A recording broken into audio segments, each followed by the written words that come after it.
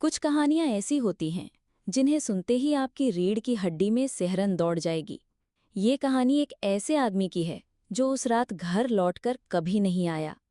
अगर आप अंधेरे से डरते हैं तो ये कहानी आपके लिए नहीं है। क्या कभी आपको लगा है कि आप अकेले नहीं हैं, कोई आपको अंधेरे में छिपकर देख रहा है?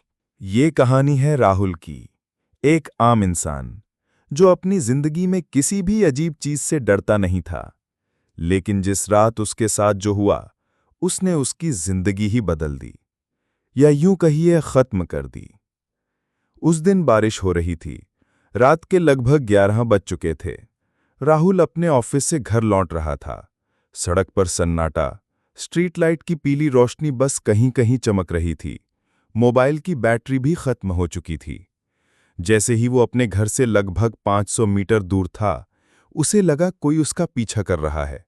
उसने मुड़कर देखा, लेकिन वहां कुछ भी नहीं था, सिर्फ बारिश और एक टूटी हुई बाड़। राहुल ने खुद को समझाया, शायद दिमाग का वहम है, और तेज कदमों से घर की तरफ बढ़ चला।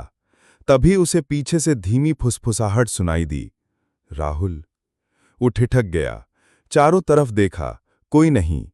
बारिश अब और तेज हो गई थी, लेकिन वो आवाज उसके कानों में गूंजती रही। उसने अपने घर का दरवाजा खोला और अंदर घुस गया। दरवाजा बंद कर दिया, लेकिन तभी ऊपर की मंजिल से आवाज आई, राहुल, ऊपर आओ। राहुल ने खुद को संभाला, सोचा शायद सपना हो, लेकिन आवाज फिर आई, राहुल, मुझे देखो, मैं यहां हूं। हिम्मत करके वो ऊपर गया। जैसे ही उसने बेडरूम का दरवाजा खोला, उसके पैरों तले जमीन खिसक गई। कमरे के बीचों बीच कोई बैठा था। उसका चेहरा अंधेरे में छिपा हुआ, सिर्फ 2 लाल आंखें जो उसे घूर रमी थीं। राहुल ने चिल्लाना चाहा, लेकिन आवाज नहीं निकली। वो जड़ हो गया। तभी वो आकृति उठी, धीरे धीरे उसकी तरफ बढ़ने लगी। वो भागना चाहता था, लेकिन पैर साथ नहीं दे रहे थे।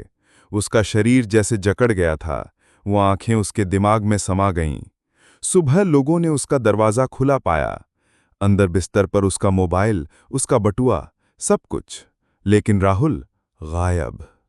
किसी को कोई सुराग नहीं मिला। कहते हैं अभी भी बारिश की रातों में उसके घर से फुसफुसाहट आती है, राहुल, और जो भी उस आवाज का पीछा करता है, वो वापस नहीं आता। अगर आपको ये कहानी सुनते समय डर लगा, तो नीचे कमेंट में बताइए कि आप क्या करते। क्या आप आवाज का पीछा करते या भाग जाते? और ऐसे ही असली डरावनी कहानियों के लिए चैनल को सब्सक्राइब करना मत भूलिए।